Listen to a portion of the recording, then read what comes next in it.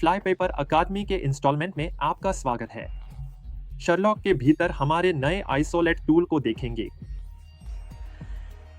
नविसवर्क्स में एक section tool की इच्छा की है जो मजेदार हो।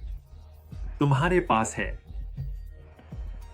विल्गर टूल के साथ आप मॉडल के भीतर किसी भी संख्या के आइटम या टकराव के चारों ओर विभाजित हो सकते हैं। दिखाने के लिए मैं दीवार पर दायां क्लिक करूंगा और अब आइटमों को अलग कर सकता हूं।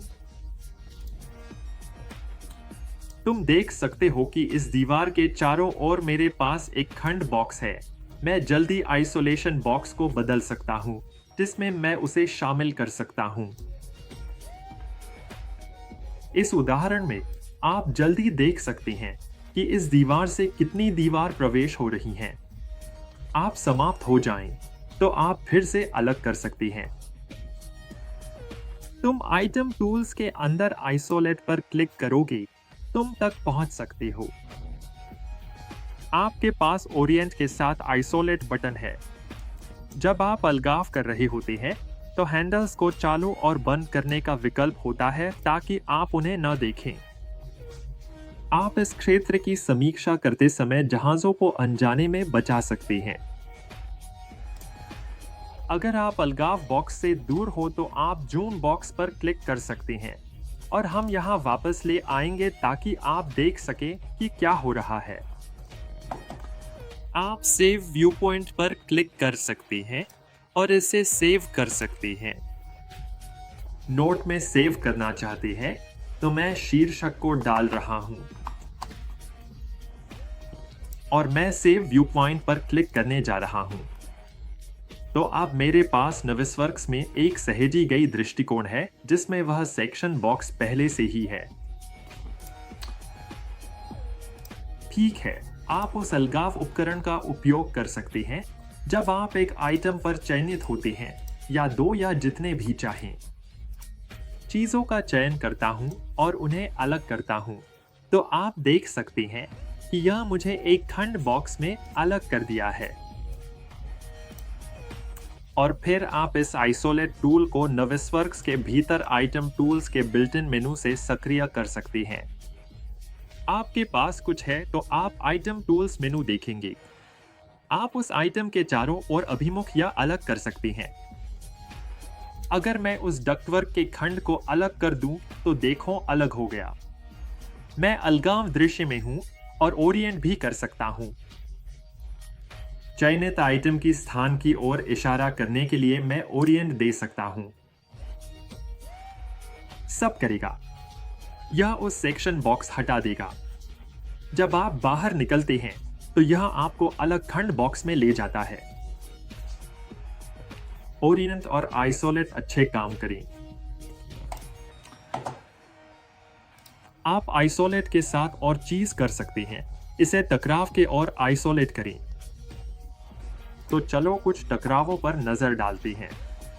तो अगर मैं क्लैश डिटेक्टिव में जाता हूं और मेरे पास यहां एक समूह चयनित है तो अब आप देख सकते हैं कि शेरलॉक के क्लैश टूल्स भाग में आपके पास एक अलग करने का बटन है।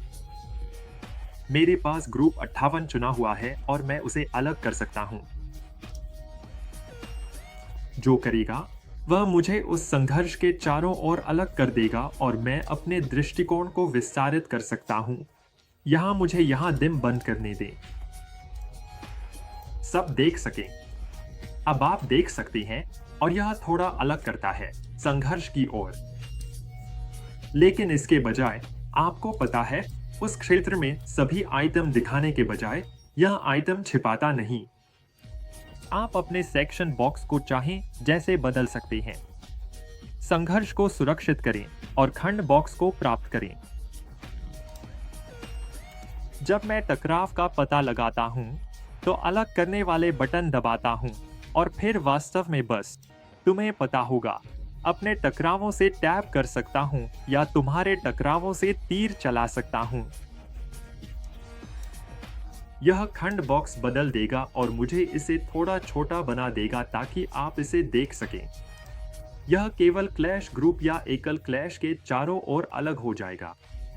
इस तरह से यह थोड़ा अलग है जैसे आप जानते हैं। दूसरों को छिपाने या छिपाने के लिए, इसलिए अब आपके पास आपको उन सभी क्लैश के चारों ओर अलग करने के लिए अलग करें। इसे छिपाने के बजाय जहां आप उस क्षेत्र में हो सकती हैं जहां उस संघर्ष के अन्य सिस्टम हो सकती हैं, जब आप संघर्ष के लिए आइसोलेशन टूल को चालू करती हैं तो आप उस क्षेत्र में सभी अन्य सिस्टम देख सकती हैं, ताकि आप वास्तव में समझ सके कि उस संघर्ष के उस क्षेत्र में और क्या हो रहा है, ताकि आप उसे ठीक कर सकें। आप संघर्षों के आसपास अलग हो रही हैं तो वही काम कर सकती हैं। तुम हैंडल्स चालू और बंद कर सकते हो, तुम बदल सकते हो, या तुम क्लैश या जूम कर सकते हो और दृष्टिकोण सहेज सकते हो। यही है शर्लॉक के भीतर हमारी नई आइसोलेट सुविधा का एक त्वरित संक्षेप। धन्यवाद और शानदार दिन।